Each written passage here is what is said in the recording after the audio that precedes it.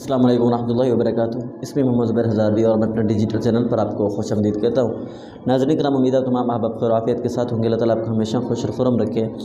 जैसे कि आपने देखा है कि मौलाना मुआविया आज़म साहब को NA 109 और PP 127 के ऊपर जो उन्होंने कागज़ात नामज़दगी जमा कराए थे, उसके मुताबिक उनको इलेक्शन नहीं लड़ने दे दिया गया। तो मामलात इसी तरह चलते रहे, जिस तरह मैंने पहले वीडियो में भी। तो अब मौलाना मुआविया आज़म साहब के मुताल्लिक़ जो मैंने पहले आपसे ज़िक्र किया था कि अफवाहें ये आ रही थी कि मौलाना मुआविया आज़म साहब ने मौलाना लुधियानवी साहब के ख़िलाफ़ शेख याकूब है उसके साथ इत्तेहाद कर लिया और उनकी हिमायत का ऐलान कर लिया। तो मैं ये समझता हूँ कि मुआविया आज़म साहब कुछ भी कर सकता है, लेकिन शायद ये बहुत ही मुझे कहना भेड़ी गाल है। तो ये बहुत ही बड़ी बहुत ही भेड़ी बात है। वो इस तरह नहीं कर सकेंगे, ना करेंगे।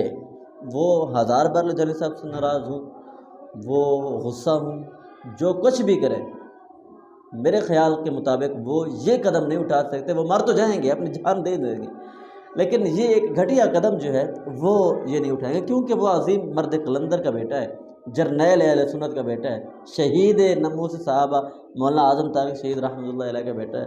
तो वो एक घटिया कदम कैसे उठा सकता है? ठीक है, मसाइल होते हैं, मामलात होते हैं, कैद क़ियादत कारकुन तमाम चीज़ें होती हैं, इख्तलाफात होता है, लेकिन मौलाना मुआविया आज़म तारिक साहब ये कुछ नहीं कर सकते।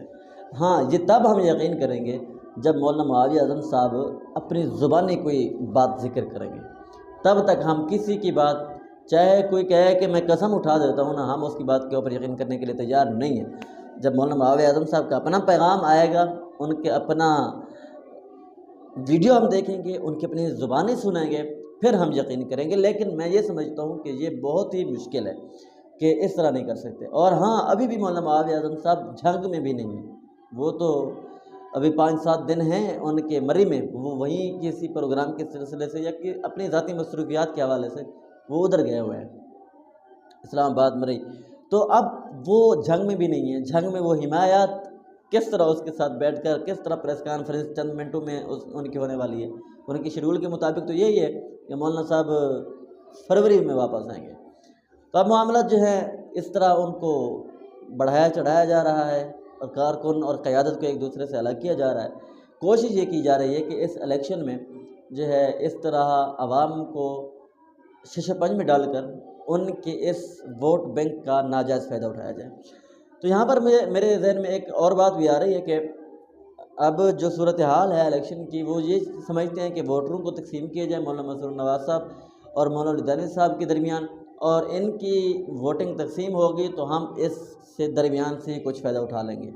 यहाँ पर मैं ये समझता हूँ कि इन दोनों को किसी न किसी पैनल के तहत एक जगह काम करना चाहिए। लुधियानवी साहब को चाहिए कि वो बड़ी सीट के ऊपर काम करें, मौलाना मसरूर नवाज़ के लिए वो छोटी सीट से दस्तबरदार हो जाए।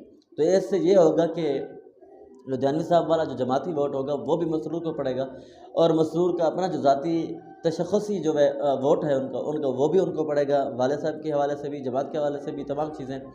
तो जब ये दोनों ताकतें मिलेंगी तो इंशाअल्लाह अल अज़ीज़ एक पैनल इनका जो मजबूत होगा तो इनकी सीट जो होगी वो कवर हो जाएगी।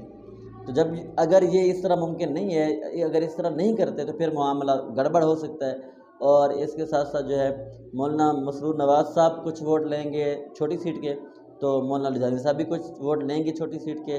तो अब जो मौलाना लुधियानवी साहब और मौलाना मसरूर नवाज़ साहब ने आपस के अंदर ये तकसीम की है वोटों की, तो इस तकसीम से वो मुखालिफ फ़ायदा उठा जाएगा।